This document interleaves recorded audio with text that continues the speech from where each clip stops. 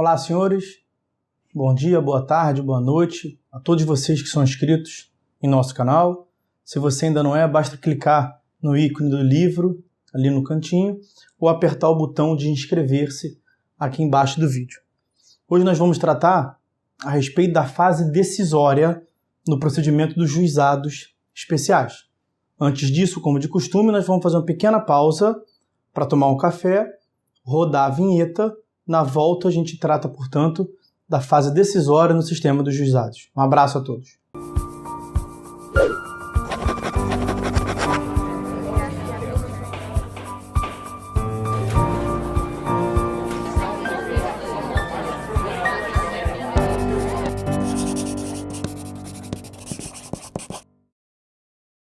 Bom, senhores, como adiantamos, nós vamos tratar no vídeo de hoje da fase decisória no procedimento dos juizados especiais.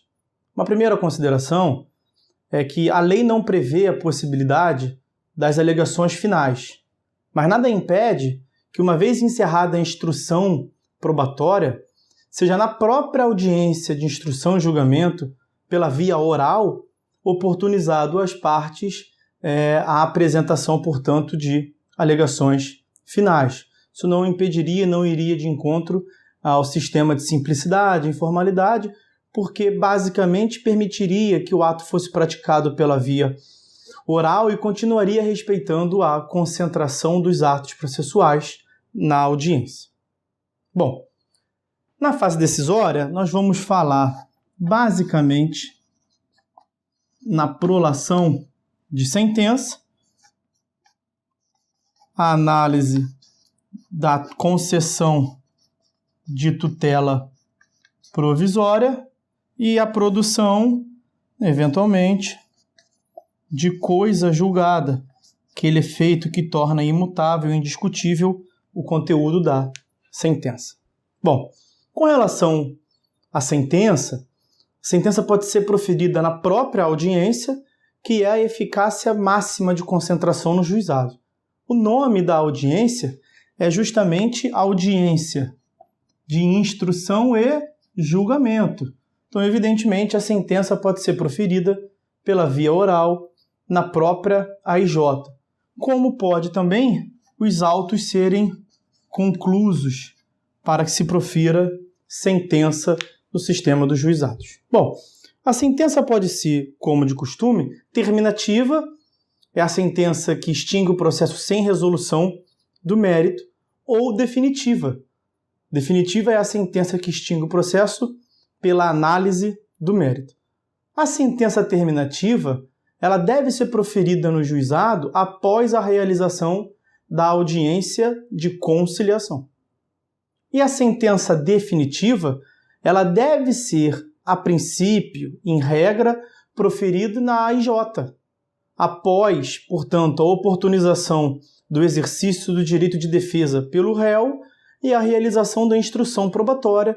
Nós vimos que, pelo princípio da concentração que decorre da oralidade, esses atos, a defesa e a instrução, são praticados na AIJ. Então, a sentença definitiva vem depois da defesa e depois da instrução.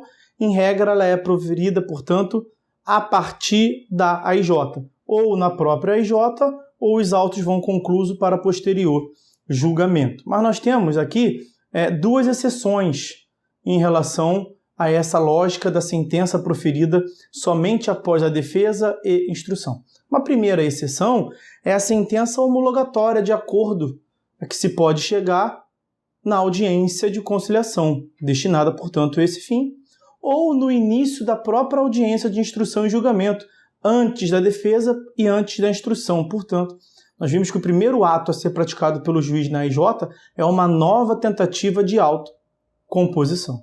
A segunda exceção é a hipótese de julgamento liminar de improcedência, previsto no artigo 332 do Código de Processo Civil de 2015.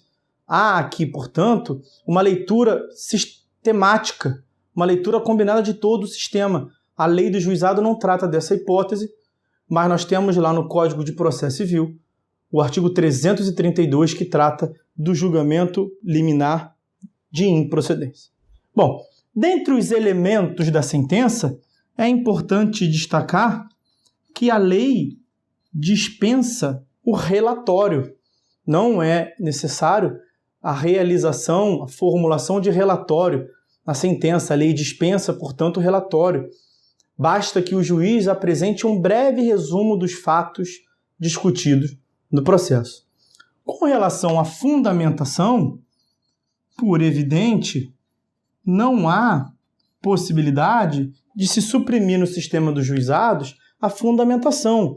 Vejam, a fundamentação tem assento constitucional no artigo 93, inciso 9. Então, os atos do poder público, os atos do poder judiciário devem ser públicos e fundamentadas todas as decisões, é o que consta lá no inciso 9 do artigo 93. No entanto, no sistema do juizado, admite-se a fundamentação oral. É o que nós conseguimos extrair do enunciado número 46 do FONAGE. Então, admite-se fundamentação oral, enunciado número 46 do FONAGE, o Fórum Nacional dos Juizados Especiais. Ainda com relação à fundamentação, nós temos uma outra consideração muito importante, que é o enunciado número 47 do ENFAM. Enunciado 47 da ENFAM. O que é ENFAM? Escola Nacional de Formação e Aperfeiçoamento do Magistrado. O que esse enunciado 47 da ENFAM nos diz? Diz que no sistema dos juizados especiais não se aplica o artigo 489, parágrafo 1º do CPC. Não se aplica no sistema dos juizados o artigo 489, parágrafo 1º do CPC. Isto é o que consta no enunciado interpretativo número 47 da Escola Nacional de Formação e Aperfeiçoamento dos Magistrados. Eu tenho aqui a minha ressalva com relação a esse enunciado, porque o artigo 489, parágrafo 1º, no parágrafo 1º nós temos um rol de atitudes que são vedadas ao Poder Judiciário quanto à fundamentação. Ao meu ver, esse é um dos dispositivos mais bonitos e mais emblemáticos a respeito da compreensão de um processo civil contemporâneo e, portanto, ele deve ser aplicado também ao sistema dos juizados. Eu não vejo como defender a possibilidade de se proferir no juizado decisões que sejam mal fundamentadas, ou que sejam pseudo-fundamentadas, ou que seja uma fundamentação para inglês ver. Então, ao meu ver, com todas as vênias devidas, o enunciado 47 da ENFAM está equivocado, mas eu devo passar para os senhores para que os senhores tenham conhecimento. O enunciado 47 da Escola Nacional de Formação e Aperfeiçoamento dos Magistrados, a ENFAM, diz que não se aplica no sistema dos juizados o parágrafo 1º do artigo 489 do CPC, e esse dispositivo é o que trata lá no sistema do CPC do que se chama em sede doutrinária de fundamentação analítica, uma fundamentação argumentativa, fundamentação robusta, que legitime, portanto, a atuação do Poder Judiciário. Registrado aqui, portanto, a minha divergência, a minha vênia em relação a esse enunciado. Bom, uma outra consideração a respeito da sentença é que não se admite no sistema do juizado, aí sim, por conta da simplicidade, da informalidade, o procedimento de liquidação de sentença. Então, desta impossibilidade se exclui a necessidade de que toda sentença seja líquida. Nós sabemos que lá no sistema do CPC, a sentença deve, em regra, ser líquida. Mas quando, nas hipóteses do artigo 491, o juiz está autorizado a proferir sentenças ilíquidas, nós teremos a fase de liquidação de sentença. Para que serve a liquidação de sentença? Para atribuir liquidez à sentença. Então, a fase de liquidação de sentença é para oportunizar o juízo que se profira uma nova sentença, dessa vez líquida. Esse procedimento não consta no sistema do juizado especial. Não se admite, portanto, liquidação de sentença no sistema dos juizados, o que significa dizer, portanto, que todas as decisões devem ser líquidas, sem exceção. Outra consideração ainda sobre a sentença é o que consta no artigo 39 da Lei do JEC, artigo 39 da Lei 9.099 de 95. Segundo esse dispositivo, considera-se ineficaz eventual condenação que conste da sentença e que ultrapasse o limite de alçada do juizado, salvo a possibilidade da realização e homologação de um acordo. Então, o que o artigo 39 nos diz? Se o juiz proferir uma sentença que ultrapasse os limites de alçada, no juizado especial cível, causas acima de 40 salários mínimos, esta decisão será, no que superar o limite de alçada, ineficaz, salvo na hipótese de se realizar um acordo, salvo a hipótese de sentença homologatória de autocomposição de acordo. No sistema do Juizado Especial Federal e da Fazenda Pública, a questão ainda se agrava, porque no sistema do Juizado Especial Federal e da Fazenda Pública, nós continuamos com a regra de que a sentença condenatória que ultrapasse o limite de alçada, e nesses órgãos nós sabemos que é de 60 salários mínimos, ela será ineficaz. E lá no GEF e no GEFP, não se trata não se cogita a exceção de um acordo. Não se cogita a possibilidade, portanto, de uma sentença homologatória que ultrapasse o limite de alçada e seja, portanto, eficaz. Então, no sistema do GEF e do GEFP, sempre que uma sentença ultrapassar o limite de alçada, ela será, quanto a esta parte que ultrapassa, ineficaz, portanto. Ainda sobre a sentença, desta vez se concentrando no sistema do GEF e do GEFP, nós temos que afirmar que não se aplica no Juizado Especial Federal e no Juizado Especial da Fazenda Pública a remessa necessária. Remessa necessária é o duplo grau de jurisdição obrigatório previsto lá no artigo 496 do CPC. E aí lá no parágrafo 3º nós teremos a exclusão, portanto, das causas que conduzirão à remessa necessária. E nós veremos lá no artigo 496, parágrafo 3º, que não vão provocar a remessa necessária a condenação contra a Fazenda Pública que não ultrapasse certos limites. E os limites que constam lá no parágrafo 3º do artigo 496 superam em muito o limite de alçada do GEF e do GEF. A União, por exemplo, nós não falaremos em remessa necessária de uma sentença condenatória em face da União que ultrapasse 1.000 salários mínimos. O teto, o limite de alçada do GEF, 60 salários mínimos. Então não há que se falar em remessa necessária das decisões proferidas no Juizado Especial Federal e da Fazenda Pública, seja por aplicação do artigo 496, parágrafo 3º do CPC, quanto por disposição expressa tanto na lei do GEF, Lei 10.259 de 2001, quanto na lei do GEFP, Lei 12.153 de 2009. Bom, a respeito da tutela provisória, nós devemos ressaltar para os senhores que 2 enunciados do FONAGE autorizam a concessão de tutela provisória no sistema dos juizados. Nós temos o FONAGE número 26, o enunciado número 26 do Fórum Nacional dos Juizados Especiais admite a concessão de tutela provisória no sistema dos juizados como um todo. Tanto a tutela antecipada quanto a tutela cautelar, que são as espécies de tutela provisória. É isto que consta no enunciado número 26 do FONAGE.